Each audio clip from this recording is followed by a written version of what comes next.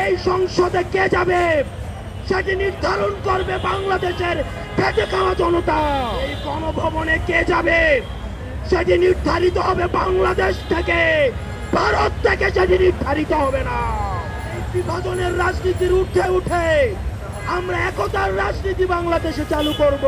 বিদেশের সাথে আমাদের বন্ধুত্বপূর্ণ সম্পর্ক থাকবে, কিন্তু কোনো প্রেসক্রিপশনের সম্পর্ক থাকবে না।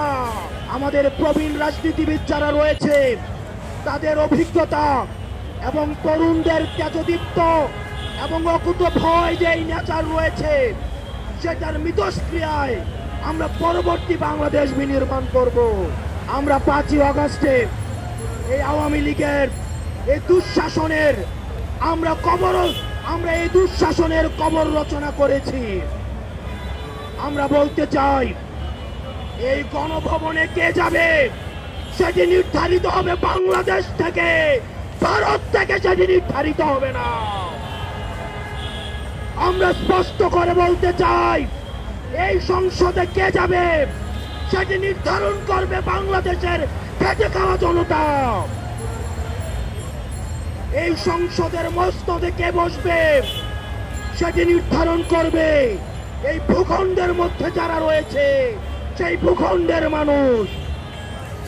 আমরা দীর্ঘ 1.5 দশকের বেশি সময় ধরে আমরা একটা জাতি গড়ে তুলতে পারি নাই।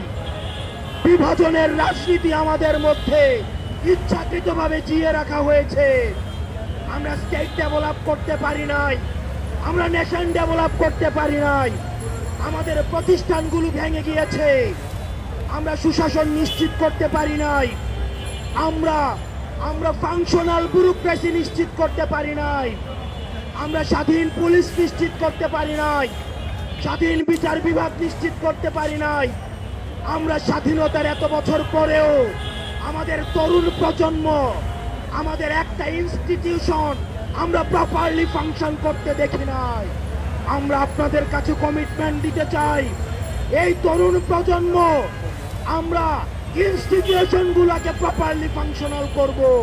আমরা আপনাদেরকে কমিটমেন্ট দিতে চাই এই বিভাজনের রাজনীতির ঊর্ধ্বে উঠে আমরা একতার রাজনীতি বাংলাদেশে চালু করব। আমরা স্টেট ডেভেলপ করব। আমরা এই ভূখণ্ডের অধিকার আমরা আদায় করতে পারি নাই। আমাদেরকে মাথায় রাখতে হবে বিদেশের সাথে আমাদের বন্ধুত্বপূর্ণ সম্পর্ক থাকবে, কিন্তু কোনো প্রেসক্রিপশনের সম্পর্ক থাকবে না।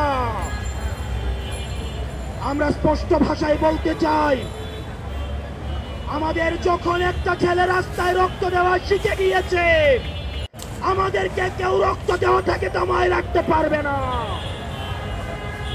সুতরাং আমরা স্পষ্ট ভাষায় বলতে চাই আমাদের প্রবীণ রাজনীতিবিদ যারা রয়েছে তাদের অভিজ্ঞতা এবং তরুণদের তেজদীপ্ত এবং অকুত ভয় যে নেচার রয়েছে সেটার মিথস্ক্রিয়ায় আমরা পরবর্তী বাংলাদেশ বিনির্মাণ করব।